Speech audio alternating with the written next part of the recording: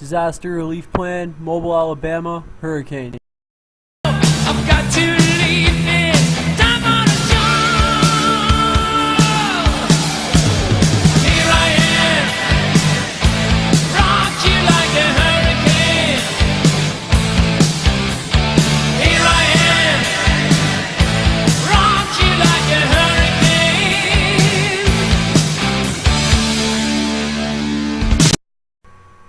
Hey, Eddie Wargi here. I'm the new intern at Pearson Hardin and Law Firm.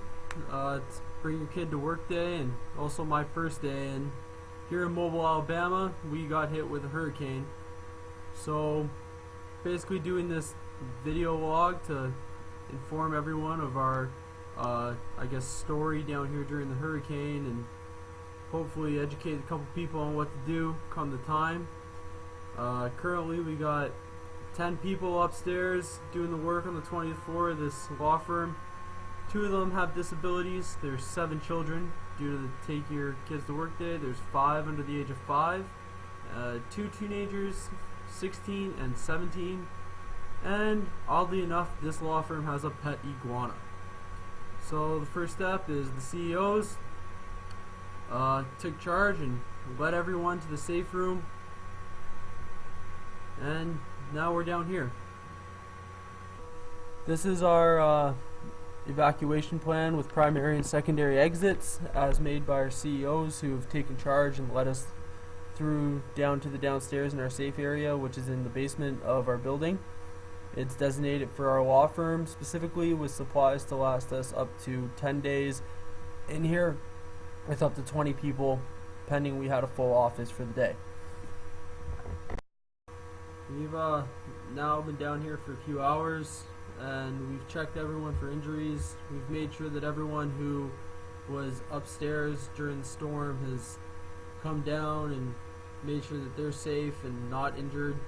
We used our first aid kit to make sure that they were taken care of and all their wounds were patched up to the best of our abilities.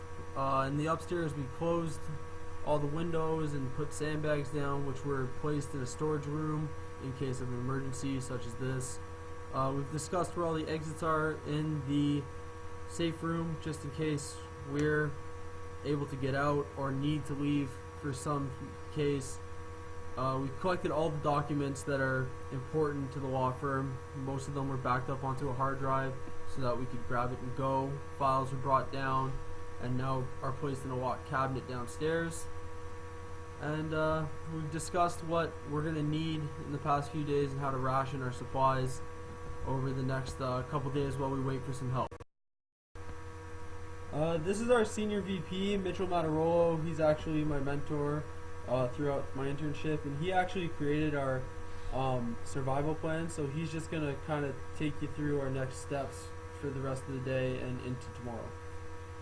Alright, so I created this whole survival plan here, and as everything's been going, right now everyone's been freaking out, and looks like going to have to distribute all the supplies to whoever's down here with us. Also, the kids are going crazy, so luckily in the supply kit I provided toys and puzzles for the children, so that will calm them down hopefully. Also, we're trying to wait this storm out, get it to die down a little bit, and we're going to be opening up some doors and windows from the upstairs to ventilate the whole building, or the whole basement, sorry. And as of after that, we're going to try to make some contact with the Federal Reserve to get us out of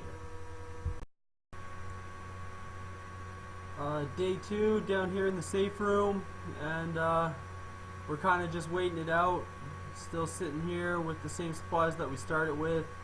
Luckily we have about 8 sleeping bags, 12 warm blankets, and a little bit of extra clothes. Unfortunately, the extra clothes didn't get as far as we wanted to, so they went to the children first and then the women, and anything left over we all just kind of went with, hoping that Federal Reserve can bring a couple more to us.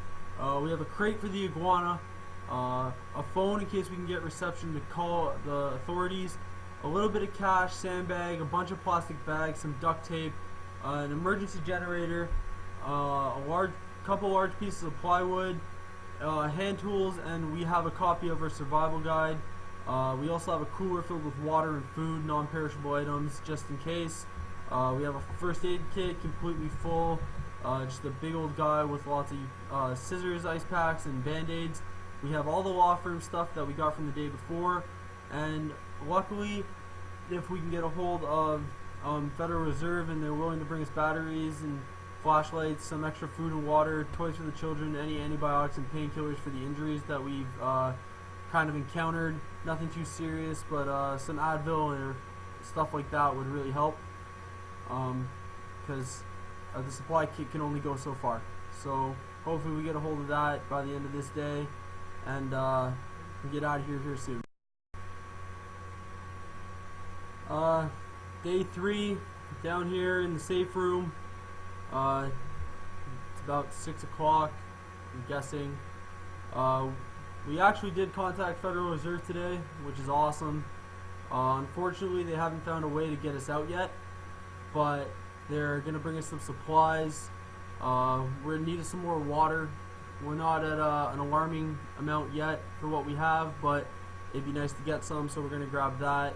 For future reference, I'm thinking that more water and a little bit more food would be a great plus. They're going to bring us some clothes for what we have left.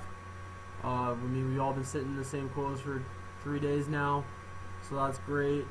The first aid kit went really far. Luckily, we had the big one. Lots of band-aids and gauze strips for the people with injuries and cuts, so we've managed to take care of those rather well. Hopefully we hear from Federal Reserve soon with more supplies, and we're able to get out of here tomorrow or the day after. Day 4, we heard from Federal Reserve. They actually brought us clothes. Oddly enough, they brought us nursing scrubs, which is kind of weird. If you didn't know, they rip kind of easy. But they said they're going to be able to get us out of here either late today or early tomorrow, which is fantastic because everyone's kind of just losing their minds here in the safe room.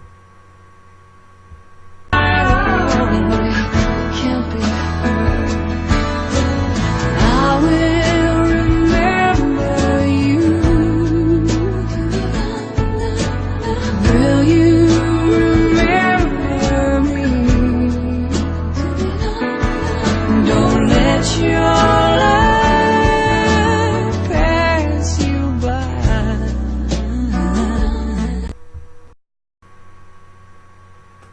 Alright, early morning on day 5, and we got a hold of Federal Reserve. They're on their way to get us out.